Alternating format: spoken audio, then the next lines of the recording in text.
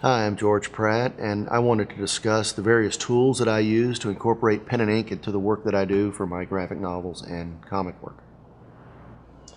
So these are some of the materials that I would use for doing pen and ink.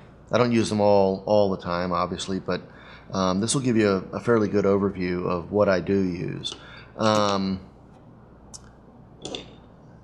I have pencils here, which I rarely do a lot of heavy penciling before I do anything like this, because I feel like I'm sort of stuck and sort of painting by numbers or coloring in the lines, you know. But I like real pencils, not mechanical pencils, because they will deliver emotional line quality.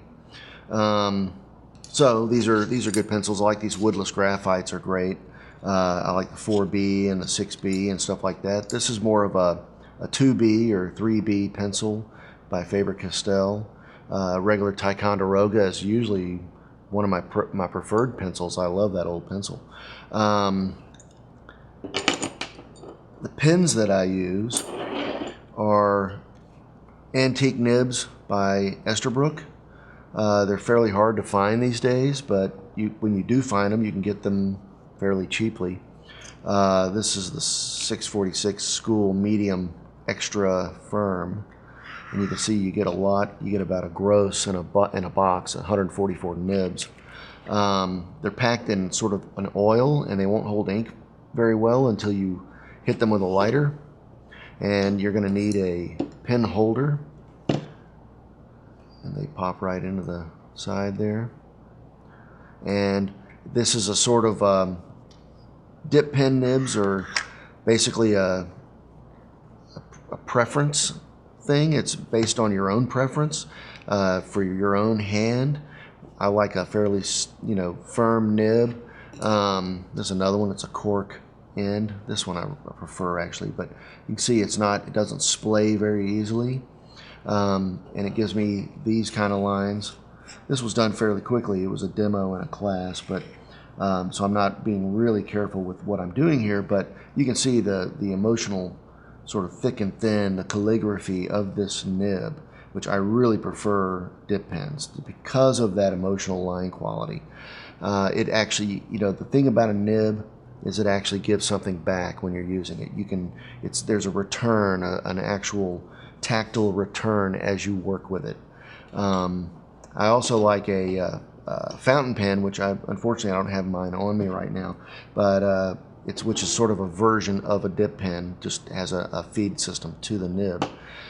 These are great too. This is a really large bamboo nib, but the great thing about these two is you can sit here and you can take a knife and you can cut this down and whittle it and play with it and make the kind of point that you would like. What I don't have here that would be great to use is literally anything can be a great pen and ink medium. You can get a matchstick, cut a matchstick down.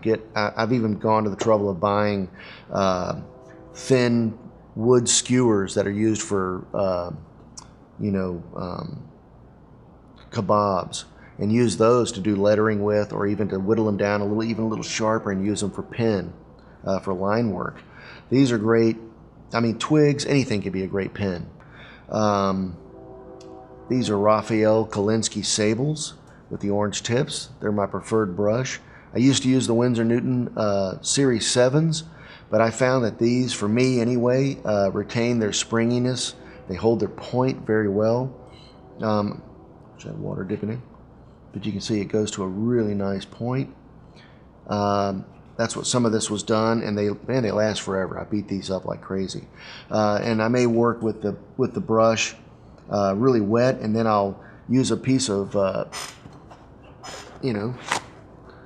just paper towel to use to dampen, to grab excess ink, and then do dry brush in here. And again, that was done with these, and they keep coming back to their point. They're wonderful that way.